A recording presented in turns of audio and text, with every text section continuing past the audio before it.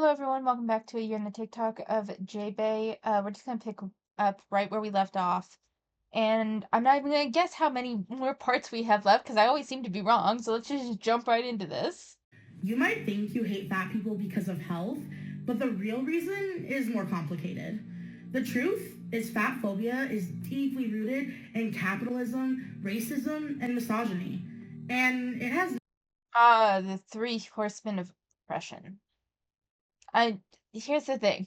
I'm not saying that capitalism doesn't have issues, and I'm not saying I don't really get that. I've never understood the connection with racism and fat phobia. I think that that is engineered entirely as a way to legitimize the fat acceptance movement. I don't think that there's any significant connection there, if any at all. I actually think that their whole reasoning for why racism is tied to fat phobia, or why fat phobia is tied to anti-blackness or whatever, I think their connection making that is racist in and of itself. So miss me with that fucking shit. And this blaming of capitalism, yes and no. We can't blame capitalism for all of our ills. Like, there is, especially when it comes to fat acceptance and this perception of fat phobia being a form of oppression, you have to take some level of responsibility for where you are. I don't think I I don't think that you should harass fat people. All right, let's put that out there. That I would even put under fat phobia. That I would also be against. I understand that. I can get behind, like, don't harass fat people. Don't, for being fat. Like, leave them the fuck alone. That being said, if you're going to put things forth, like you can be healthy at any size, including 400 pounds, that weight is entirely genetic, that posting before and after pictures is a form of oppression or passive aggression or whatever the fuck you want to call it against fat people. No, no, it's not. You're just oversensitive and you need to take some responsibility for where you are. I'm sorry, but weight is not, to say weight is entirely genetic. I'm not saying that there isn't a few components outside of, well, it's not outside of calories in, calories out, because I think that that's constant. Like, that's not going to change anything. You eat less, you weigh less. That being said, I think that there are some compounding factors that make it more difficult.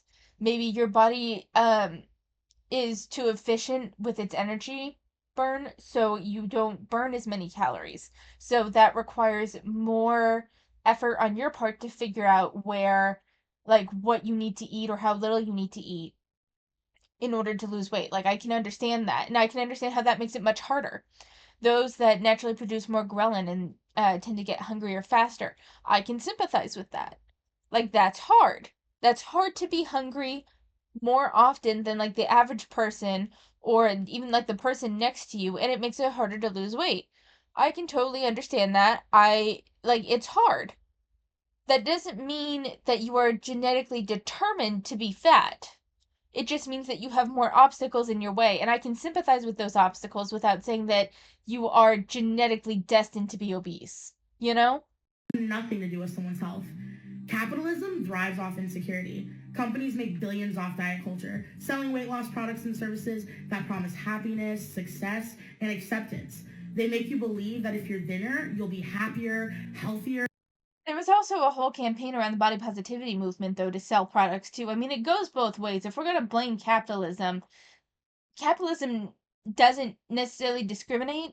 Like, just as capitalism benefits from you, like, hating your body and buying all of these beauty supplements and buying into every fad weight loss trend, capitalism also feeds into, you know, uh, here are a bunch of different outfits in plus sizes. Hey, celebrate your body. Hey, treat yourself. Get that tub of ice cream. Hey, treat yourself. You're beautiful no matter what you look like. And I'm not here to get into a fight of whether someone's beautiful or not, but my point is that it's used as a commodity. It's used as a selling point of, you are beautiful no matter what your size, so buy this. It works that way too. And more successful. But in reality, they're just profiting off of your insecurities. Racism also plays a huge role in fat phobia, especially when it comes to black, indigenous, people of color. Society has long perpetuated these harmful stereotypes about these communities, which I'm a part of. Fatness is often weaponized against us in ways that are tied to radicalized tropes and oppression. Women, Okay, genuinely, you aren't making any goddamn bit of sense. To me, that says that you're racist, that you I've never in my life, I have never in my fucking life equated fatness with people of color. Like, that has never entered my mind. That has never been a thing to me. That's something that y'all invented to legitimize the fat acceptance movement. In my mind, at least. If you are a person of color and I am way off the mark, please enlighten me. I would genuinely appreciate it. I'm not here to fight people about this, but to me, especially coming from a fat acceptance creator like Jaebae, this just seems like it's being used to prop up an illegitimate movement. especially us fat women, are told constantly that our worth is tied to our appearance. We're expected to conform to narrow beauty standards that exclude us if we don't fit a certain size. These standards are rooted in sexism, designed to keep women feeling small, literally and figuratively. So the hatred toward fat people, it's not. In terms of sexism and keeping women small, honestly, body size is one of the lower. I mean, as someone who from a young age was in a lot of male dominated spaces, being perceived about my size or how um fat or skinny I am, bottom fucking of the totem pole for me personally. And don't get me wrong, men commented on my weight even at the age of 14 when I was playing in Yu-Gi-Oh TCG tournaments.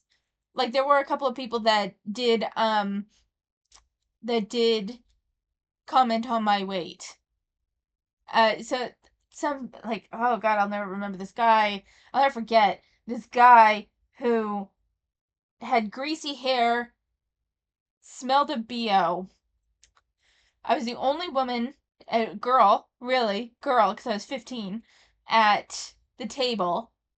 And for some reason, he had made the decision to comment on me, saying that, and I'm pretty sure he was older than me, like, significantly. I think he was in his 20s. But he made a point to comment on my body, saying that, he would want a model, not someone fat like me. So, like, and even at that age, even at 15, where with serious insecurities around my appearance, I could recognize that that guy was a fuckwit. All right? That, though, happened once. You know what happened far more often? Men treating me like I'm stupid. Men treating me like I don't understand the lore behind the game or the anime, or that I didn't know what I'm talking about, or that I was breaking the rules when I wasn't. It was my bigger issue with sexism in male dominated spaces was that me being treated like I was either trying to fix the system in my benefit, thinking that I could, like, there was this insinuation that I was using the fact that I was a girl to get away with shit, which was just fucking bonkers, and that I was inherently dumber than all the men in the room.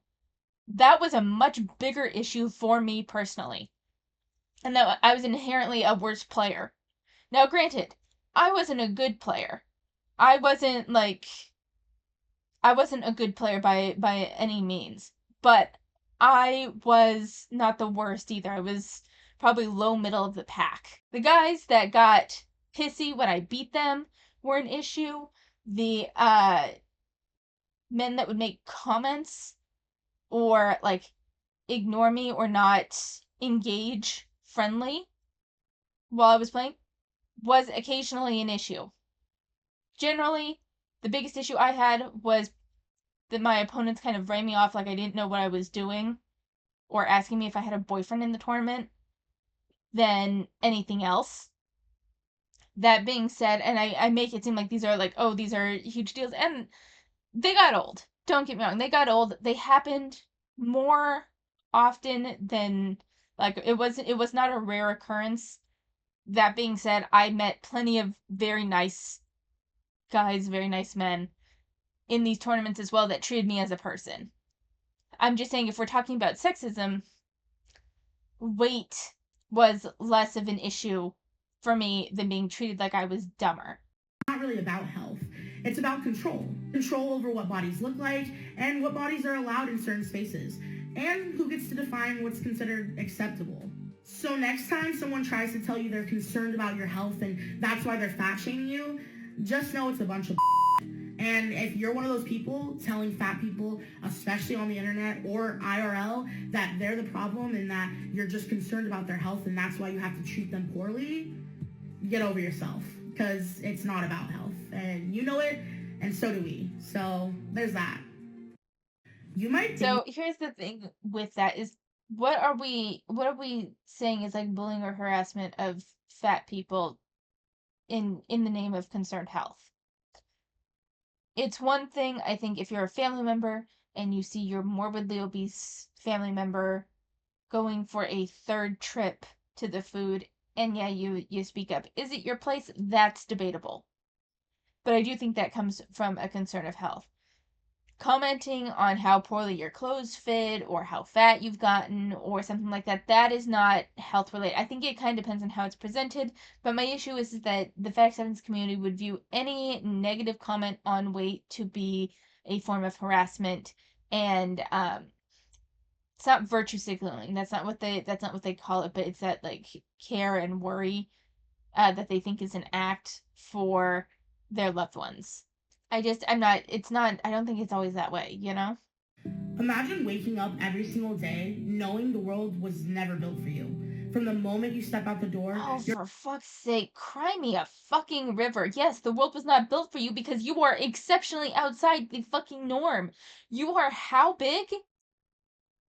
Honest, the victim mentality here drives me up the fucking wall. constantly reminded that your body isn't welcome. The chairs don't fit, the healthcare system doesn't care, the public spaces aren't made for you. And here's the worst part, you're told over and over and over again that your existence is a problem. This isn't just inconvenient, it's not just uncomfortable, it's mentally draining. The constant anxiety, the self doubt, the feeling that no matter how hard you try, the world is designed to shut you out. And that toll, it doesn't just disappear, it destroys your self worth.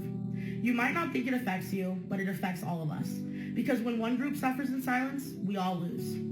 And what I just described, that's the reality that many fat people face every day. A reality that needs to change. Every day, fat people face barriers that most people never even think about. Whether it's a chair that's too small to sit in, healthcare equipment that doesn't fit, or being turned away from basic services. These physical barriers are more than just frustrating, they're exhausting. And over time, that exhaustion builds up. When you're constantly reminded that the world was not built for you, it starts to take a toll. It's the little things, the uncomfortable feeling of squeezing into a seat, the anxiety before a doctor's appointment because you're not sure if they'll even have the right equipment, or the fear of being judged by people when you're just trying to exist. These aren't inconveniences, they're constant reminders that you do not belong. That your body, no matter how I'm much. sorry. Fuck off. Fuck off. No. Like you talk about, oh, I have to deal with all this extra shit because I'm fat. Honey, to a certain extent, whether you recognize it or not, that is self-inflicted. Alright, it's not a one-to-one, but I do struggle a lot socially. It's not that I'm completely socially inept or anything, but I'm easily overwhelmed by social interactions. And especially over the summer, like going back into school after the summer, I isolate heavily. It's just my natural mode of existence is I isolate heavily. So going back into a highly social environment like my job, it gets very jarring. Do I do anything to change that? No. Do I expect them to adjust how they behave to accommodate the fact that I have grown more sensitive to social interaction because I chose to isolate myself over the summer? No. I don't expect that either. This is a matter of choice. This is a matter of decisions that I have made that compound on top of each other over a long period of time that has ultimately worked against me. It's not reasonable for me to ask for accommodations in this to this extent because it is so self-induced. I can either learn to adjust, and I do. It takes maybe about a month, but I readjust and I'm fine after that. Um, or I have to be more social over the summer so that way it's not such a jarring shift come September. It's kind of the same for her. You can't necessarily expect hospitals to carry equipment that will accommodate the morbidly obese, or that every place is going to have a chair that accommodates her size. So you have a choice. You can learn to accommodate yourself. Yes, you have to do extra research. Yes, you have to double check things. Or you can start making changes to lose weight. So these are not concerns that you have to have on a daily basis. You love it. No matter how much you learn to embrace it, it's seen as a problem. And that wears on you. Over time, it chips away at your confidence, your dignity, and your sense of worth. And it's not just the physical barriers, it's the emotional toll, the fear of being judged, the constant needing to explain yourself, the mental gymnastics you do just to avoid being seen as too much.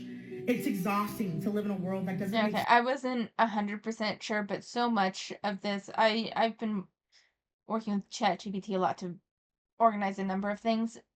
She had this written by AI for sure, and is reading the script that AI wrote for her. Space for you. And it's even harder when the world tells you that your existence is a burden. Living in an inaccessible world means living with the constant reminder that the spaces meant to serve everyone are often built with only some people in mind. This exclusion, it's not just a physical barrier, it's a mental one, and it affects our mental health. It leads to anxiety, depression, the feelings of isolation. But here's the thing, it doesn't have to be this way.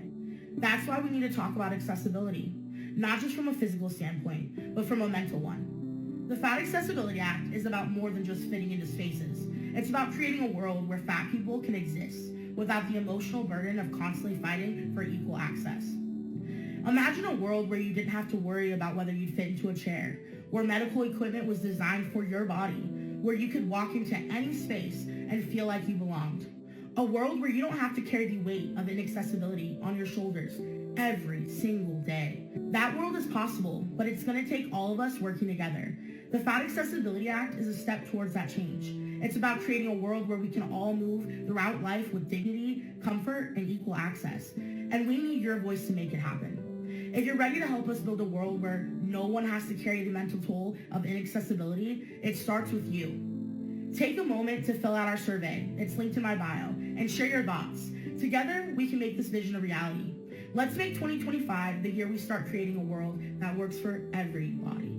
Okay, we're leaving it there. I want to read a couple of the comments to you. The fuck you want the world to do you. I think it's supposed to be for you. Your tongue wasn't even built for your body. Oh my god, that's just life. Not everyone gets what they want.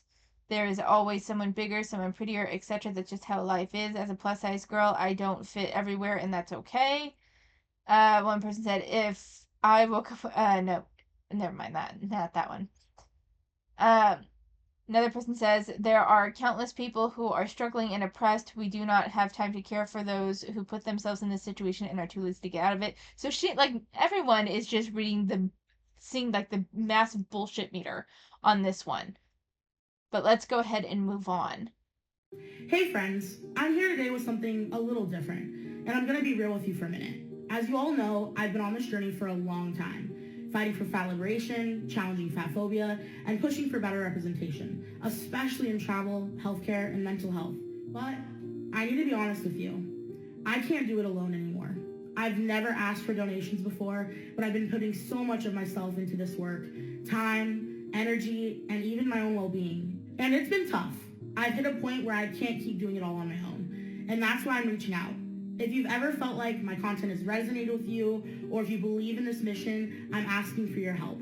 Your donations are going to fund a lot of important work, like reaching out to businesses and healthcare providers to help them understand the needs of fat folks, and creating resources to navigate fat phobia, and even doing in-person and virtual events to spread awareness. This isn't just about me. This is about all of us working to create a world where fat people feel seen, heard, and respected. Your donations will help gather real-world data on fat experiences in healthcare and travel, so we can actually push for change. We'll also be making materials to challenge fat phobia in public spaces and creating free resources for fat folks to thrive. This is about showing up for each other, and I know we can do something amazing if we come together. Every dollar is going towards making real change. It's bigger than me. It's bigger than you. It's about the entire fat community. If you're able to donate, I would be so grateful. No amount is too small. Every little bit keeps this mission going. If you can't donate, sharing this campaign would mean the world to me. Just click the link below and share it with anyone who might resonate with the work. Okay. We're done listening to this. I just want to say that I find it interesting that she's begging for donations and acting like she's the only fat acceptance creator, essentially, on the planet that is doing this. Um, and the thing is that, like, let's lay some things out. You went on how many trips last year? Like, you were boasting about how many different trips you went on. That doesn't seem like someone that needs donations to me. Maybe manage your money a little bit better. Because I mean, it was like an insane amount of trips. Like, she probably went more places in 1 year than I've been in my entire life. Number one. Number two, like, do you know how many people do this sort of thing and then actually have a day job? Like, even in the fat acceptance sphere, a lot of them have day jobs that they do, and then they do this kind of on the side. You can get a day job. Well, it's harder to get a remote work job now, but I'm sure you could find something. It's Washington. They're usually pretty good about accommodations and stuff. Yeah, the begging coming off of this big thing that she did all during 2024, where she was showing herself in pools and she was showing herself in these resorts and shit. Miss me with the I can't do it alone anymore. It's so hard. Honey, please. All right, let's debunk the fatphobic solutions to small plane seats. Ready? Let's go. Rebuttal number 1, just lose weight. Oh. So I should just change my entire body to accommodate your comfort? It's not my job to shrink myself to fit into spaces that were never designed for me in the first place. And let's not even get into the fact that losing weight isn't a simple fix. It's not a one-size-fits-all solution. Rebuttal number 2, upgrade to first class. First class is a luxury, not a solution, and guess what? First class isn't even big enough for some fat bodies. The cost is way out of reach for most people. And upgrading doesn't solve the fundamental issue of undersized seats for fat people in economy. Fix the system, not the people. Rebuttal number 3, don't fly then. I'll just stop living my life because the world isn't built for me. Flying is a necessity for many people, whether for work, family, or travel. Telling fat people to just stay home is not a solution, it's exclusion. Rebuttal number 4, flying isn't right? It's a privilege. Sure, flying is a privilege, but basic human dignity and accessibility are rights.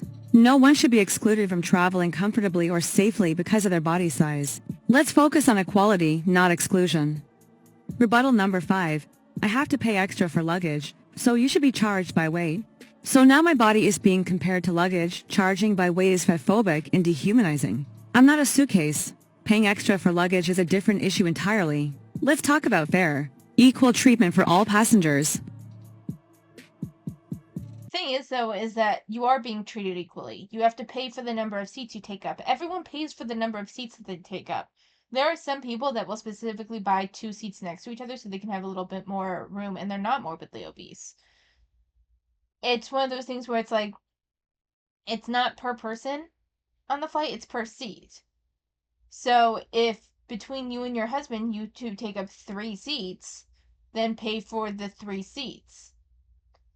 It's not discrimination, it's not oppression. You use more resources, so you have to pay for it. I don't understand why this is so hard for her to understand. The whole, I guess I'll stop living my life. Girl, do you know how many people, like, never travel in their lives because they can't afford it? This is one of those things where it's like, if buying first class ticket is not an option, buying a second seat is not an option, and you don't want to lose weight so you can fit in one seat, then I don't know what to tell you. Like, it's the blindness to her own privilege is mind-boggling a little bit. Let's move on. I think we have enough time for maybe 3 more. Fat phobia is the last form of discrimination that's widely accepted, and Shut the fuck up. Shut the fuck up. No, I hate this. it's everywhere. Unlike racism, sexism, and homophobia, fat phobia is rarely called out or addressed. In fact, it's so ingrained in our society that it's considered normal, and that needs to change. Look at the media. Fat characters are often portrayed as jokes or villains, lazy, unhealthy, and deserving of ridicule. These stereotypes are reinforced in movies, TV shows, advertisements, and they shape the way that society views fat people. In the workplace, fat people face discrimination in hiring, promotion, and even day-to-day treatment. Studies show that fat people are paid less, passed over for promotions, and we even face more criticism for our work, simply because of our size. But fat phobia, it's not just an individual issue. It's systemic. From healthcare to education, from fashion to transportation, fat people face barriers that are built into these systems. And until we challenge these systems, things will never change. Fat phobia is the last acceptable form of discrimination because society has normalized it. But it's time we change that. The Fat Equality Bill of Rights is the first step in making fat phobia as unacceptable as any other form of bigotry. So learn more. If you're ready for fat phobia or anti-fatness to be eradicated, go ahead and check out the Fat Equality Bill of Rights. It's like they really don't understand how much their issue is self-induced. Like, this is one of those things where it's like, okay, you're overweight. Even, like, BMI considered obese, but not visually obese because they can be two separate things.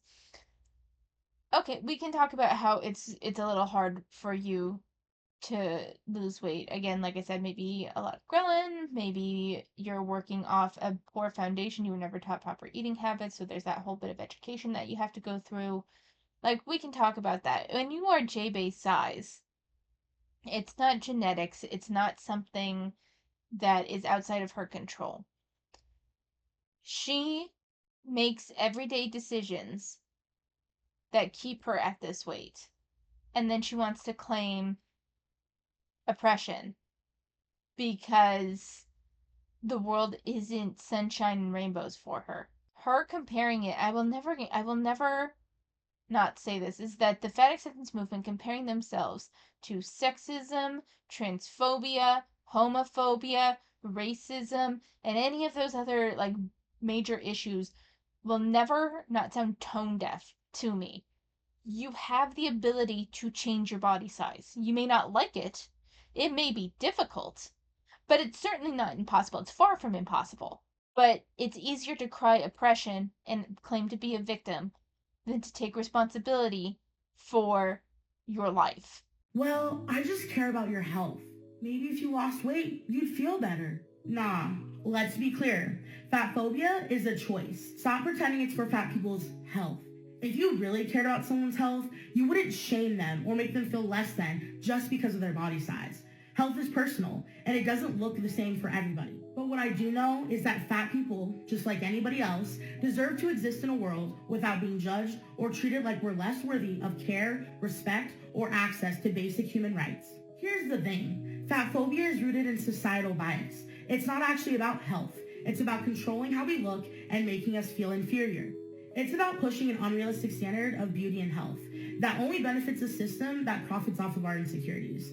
We're told just lose the weight, like it's that easy. And the truth is, being fat isn't a moral failing. It's a body type, and no one should be shamed for it. Health can't be measured by the size of our bodies alone. I know plenty of fat people who are healthy, strong, and happy, just like I know thin people who are unhealthy. Health is complex, and it's about more than just a number on a scale. You can be fat and healthy, and you can be thin and still face health issues. So stop using health as an excuse to harm people's mental health and emotional well-being. Fat phobia isn't about health. It's about control. It's about prejudice. And it's about a society that hasn't learned how to accept people who look different. So let's stop pretending. Fat people deserve respect, love, and dignity, no matter the size we are. So next time you want to use health as an excuse to shame someone, just remember, fat phobia is a choice. And it's time to stop choosing it. Well, Here's the thing though, is that your weight does impact your health. Depending on how much extra weight you have, depends on the degree that it can affect your health. Some people are more sensitive than others. But being heavy, too heavy, or too thin, both affect your health. Just because there are skinny people that are unhealthy doesn't mean that it is healthy to be obese. So health does play a role in it, and I don't expect her to understand. This is one of those things where it's like, have you ever seen a drug addict. Have you ever had a family member that was a drug addict and they refused to give up their habit, their drug of choice?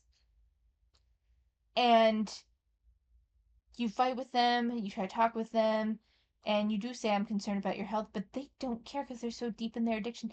That's kind of what it is with the fat acceptance community. Some, not for everyone, not for all the comments that they get, because sometimes what they get is kind of vile. But food for people of Jaebae's size does seem to be a little bit of an addiction. So while you're claiming oppression, while you're claiming that people are just being mean to you and they're hating on you and whatever, there's something that you're not seeing because you are deep in your food addiction that everyone else can see.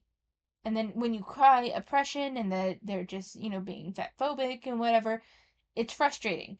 It's frustrating and it makes people roll their eyes. And those that don't care about you aren't really going to say that they're worried about your health because ultimately everyone's just kind of fed up with your bullshit. But let's move on. I think we have enough time for one or two more. You want to know what changed my life? I was on my deathbed, struggling to breathe, unsure if I'd even make it another day. And that's when I realized, if I don't speak up now, fat people like me might never have the chance to live fully. I wasn't sure how much time I had left, but I knew it was now or never. And that's when I started fighting, for us. For fat liberation, for the right to exist, to thrive, and to take up space. Hey, I'm Jalen, but you might know me as Jaebae. But honestly, I'm just Jay. I wanted to take a moment to reintroduce myself, especially as we head into the new year. Some of you might have followed me for my journey in plus size travel. Some of you might have seen me fight for fat rights. But for those of you who don't know me yet, I'm here to share a bit of my story. After everything I've been through, including facing some of my deepest challenges, I realized that my purpose isn't just about surviving. It's about thriving and helping others like me do the same. So welcome to 2025, where I'm dedicating myself to making sure fat bodies are seen, heard, and given the rights we deserve. It all started when I was fresh out of college, a first-generation graduate, excited to start my life and make a difference. But quickly, life changed for me. I became sick and my health took a sharp turn. At that moment, I didn't know how much time I had left. The weight of that was crushing. I wasn't sure how much time I had, but one thing I always knew, I wanted to spread my story, my message, with the world. I wanted to help fat people, like me, live our best lives despite the challenges we face. When I realized I might not have much time left, I knew it was now or never. I started posting on social media, sharing my journey, my struggles, my wins, and it took off quickly. It wasn't about fame or attention. It was about making sure my voice was heard, making sure other fat people knew they weren't alone in this fight. It took me a while to find my calling, but after going through many niches, I realized that my purpose was clear all along. Fat liberation, activism, and advocacy. This is where I knew I had to be. I've learned so much on this journey, and now I use my experiences as a fat person to help others navigate the same obstacles, to live their best, most empowered lives. Whether it's travel, healthcare, or just day-to-day life, I'm here to break down those barriers that exist for fat people. I'm here to challenge the world to make space for us, for fat people, just like everybody else. So, as we step into the new year, let me reintroduce myself.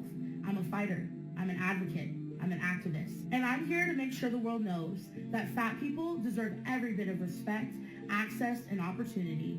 We're not just going to be surviving anymore, we're thriving. And if you're ready to stand with me, to fight for fat liberation, and to make 2025 the year we take our power back, join me.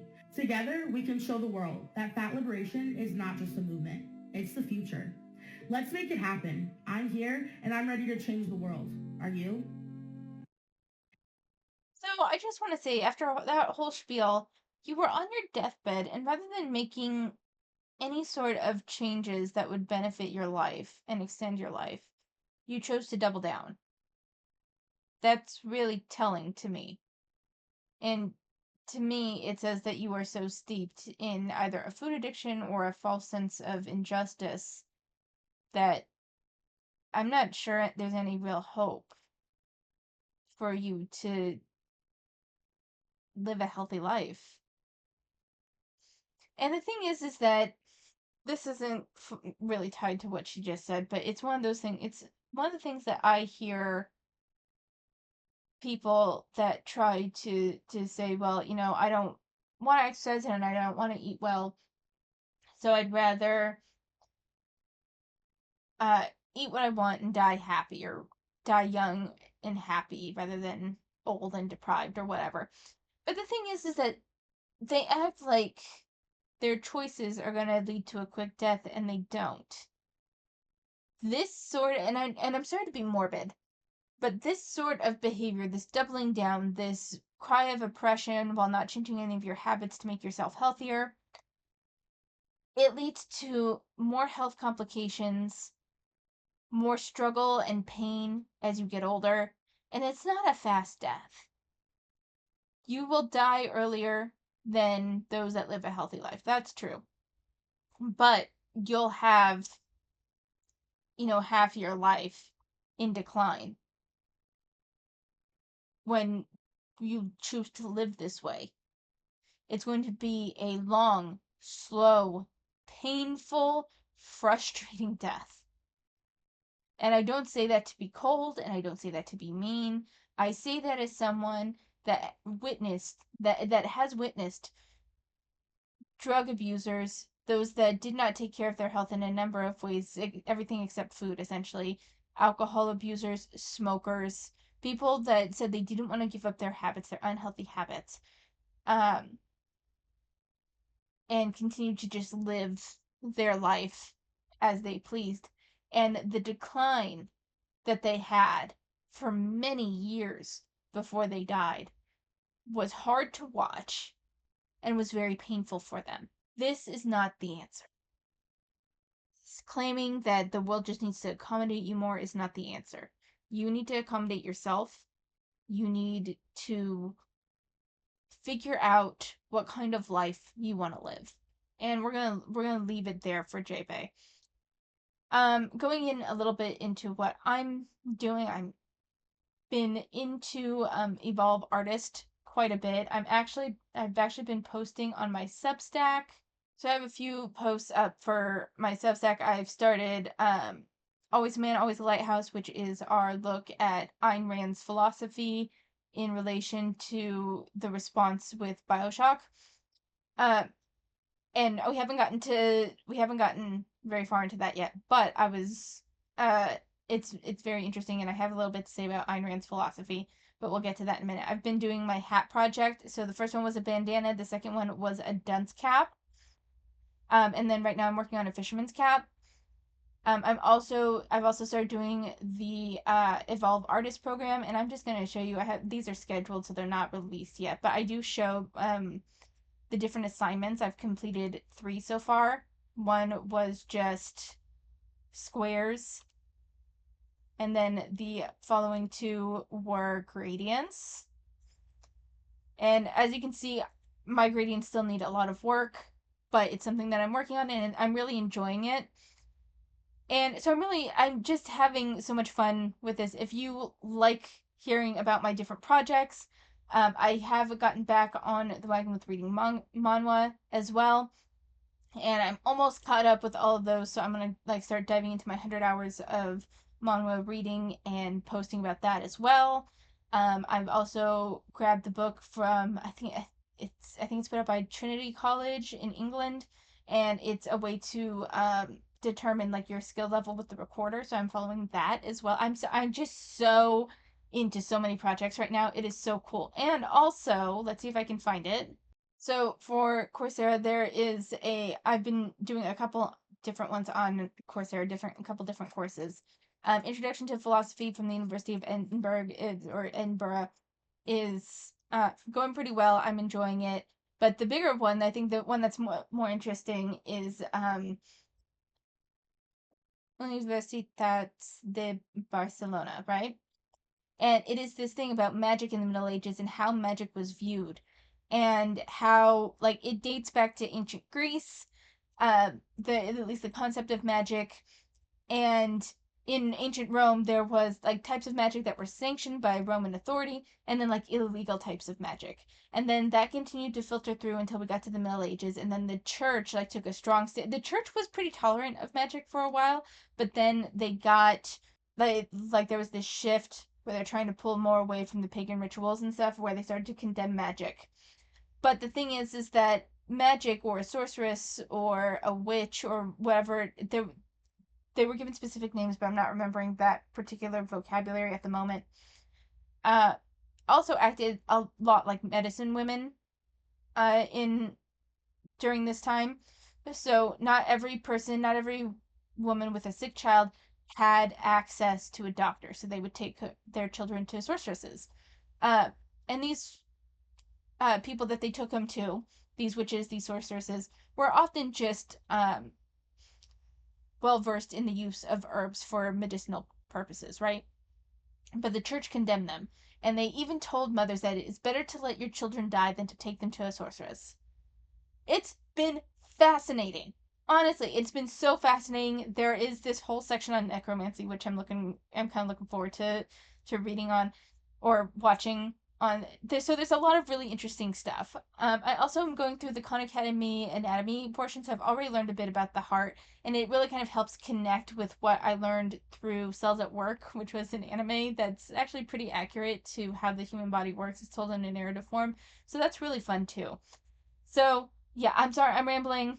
I'm also started a new Stephen King novel. It's called Blaze. It was put under the author name of Richard Bachman, but it's pretty interesting too. It has to do with this guy that has like a lower than average intelligence, like significantly lower, and then on top of that, he's kind of mentally ill. And the person that was kind of leading him through this life of crime died. So now he's kind of still going through those petty crimes. Uh, but the voice of his dead friend, his dead mentor, still pops up and talks to him, and it's kind of like the guy is there sometimes. I'm only a couple chapters in, but it's been really interesting. So lots that I'm doing, and I'm enjoying a lot of it. Let me know what you're doing. I love hearing about other people's projects. And if you are at all interested in seeing more of what I'm doing, please consider subscribing to my Substack. It's free. And yeah, I'm just going to end it here. Thank you so much for watching. Take care of yourselves, and I will see you next time.